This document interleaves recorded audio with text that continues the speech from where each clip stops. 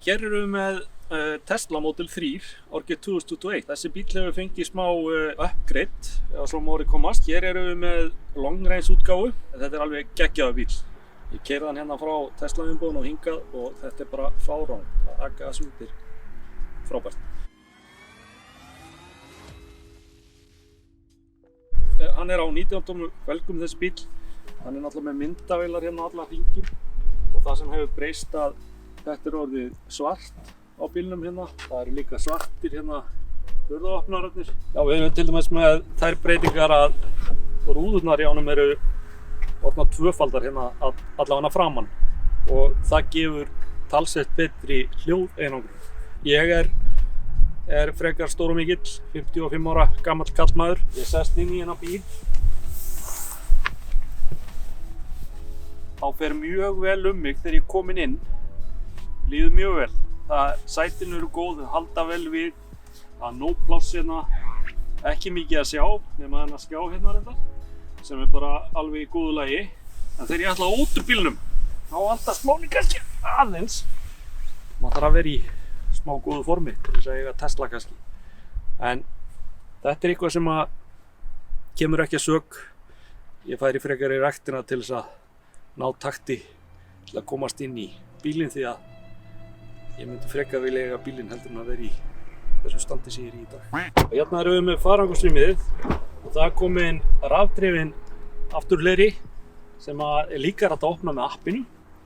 Nú, það sem þeir hafa gert aukalega Tesla menn er að þeir hafa endurbætt þessa vatnsrauf hérna. Þannig að nú lekur ekkert ofan í skott, þeir eru búin að bæta þessa vatnsrauf aðeins. Og hérna inni eru 649 lítrar. Reyndar alveg tómt núna, en þetta er sjaldséð. Svona stór farangursgeisla í svona bíl, eins og þessum hérna hatchback, fastback sportbíl, fjölskyldubíl. En hér undir er bara alveg hellingspláss. Hérna er þetta að geyma alveg kælikorfu eða eitthvað svoleiðis sem maður fer með í útileguna. Nú eða bara tösku ef maður er að ferðast með fara á flugvöllinn eða eitthvað slíkt. Þetta er alveg gríðarlegt pláss hérna aftur í. Meiri háttar flott.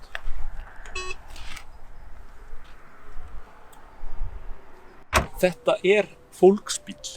Ég vil kalla þetta sportlegan fólksbíl því að þetta er bíl með mjög mikla sporteiginleika. Hann er til dæmis rétt rúmar 4 sekúndur í 100 km hraða. Nú, hann kemst ykkur að 600 rúma kílómetra, 615 km á hleðslunni. Hann er korter að hlaða upp í 300 km, sem þýðir það að þú fullliður hann á rúmum hálftíma ef þú ert á ofur hraðhleðslustöð frá Tesla, sem er 250 km/h hleðslustöð og það er svoleiðis hérna í bænum á einhverjum stöðum, 2 stöðum allavega held ég.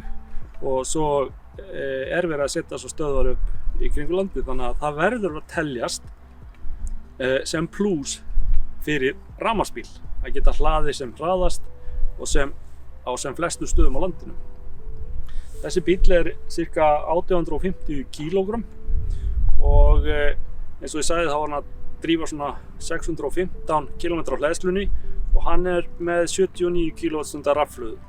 Hann er til dæmis með 2 kW meira heldur en ID4 en eins og við vitum að þá þarf rafhlaðan einhver orku líka sem hún skilur eftir fyrir bílinn, þannig að þetta er kannski rúmlega 70 kWh sem hún nærði út úr batteríunum. Komið í sæl og blessuð. Hér er ég komin aftur í Tesluna. Sætin er í þeirri stöðu sem ég fór frá því hérna frammi. Það er pínu þröngt. En í rauninni, það er ekki alveg hægt að miða við það að þetta sé eitthvað þrengsli vegna þess að ég er með sætin mjög aftarlega. Flestir eru kannski með sætin hérna pínu framar af því þeir eru ekki kannski með jafnlanga lappir og ég og eitthvað svoleiðis. En ef þú ert með, það rúmast mjög vel 4 fullurfnir hérna. Það er hérna þetta fella hérna niður í miðjunni.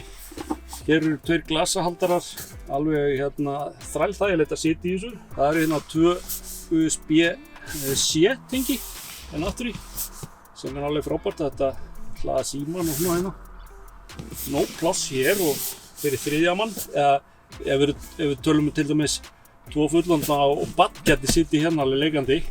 En það fer mjög ágætlega 2 fullorðna hérna aftur í. Það sem að mér var búið að kvíða fyrir og ég var svona að veltaði fyrir mig hvort að maður þyrfti jafnvel hjálpa ykkur að tækja til þess að komast út úr bílnum. Nei, það fínt maður. Það sem sérstakt við Tesla kannski fyrst og fremst að þú ert með sportbíl í fólksbílaham. Allavega þá nýtist þessi bíl mjög vel á marga vegu. Við erum hérna á Sæbrautinni, skiltin segja hérna 60 og nú ég komin í það fyrir löngu síðan. En það nefnilega þetta með aflið. Þá spyr maður sig, þarf svona fólksbíl að vera með svona mikið afl? Ekki hægt að nýta þetta aflið einhvern veginn í það að hann drífi lengra? Maður bara hefur velt í fyrir sér. Þetta eitthvað sem að þarf í svona bíl? Þessi gríðarlegi kraftur að þú komist í 100 km á 4,1 sekúndum. Þú væri ekki hægt að nota þessa hröðun, þetta afl, þessa orku sem fer í hana til þess að láta bílinn vera með meiri drægni. Hann með 614 km drægni sem alveg gríðarlegt með þá rafbíla sem á markaðnum. Maður finnur alveg sportbíla eiginleikana við að keyra hann. Hann þungur að neðan. Auðvitað hann með rafluð neðst í sér. Hann byggður sem rafbíll þessi bíl og maður finnur alveg að hann niðurþungur og hann liggur mjög vel. En að samanskapi mjög gott að stýra honum. Þessi bíl 4-hjóladrifinn, hann með 2 mótora, rafmagnsmótora, hann frammi og hinn aftur í. Og maður finnur fyrir því að hann mjög stöðugur. Og sætin í honum eru mjúk, þó ekki of mjúk, þau halda bara alveg ágætlega við. Ég hefði jafnvel viljað sjá kannski taug hérna, einhvað flott í staðinn fyrir þetta leður. Þetta ekki leður, þetta eitthvað gervileður til þess að vera einhver svefn og fleis.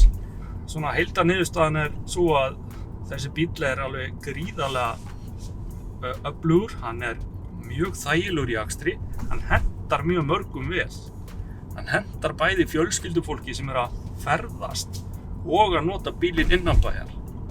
Og það bara akkúrat það sem að fólk að leita eftir.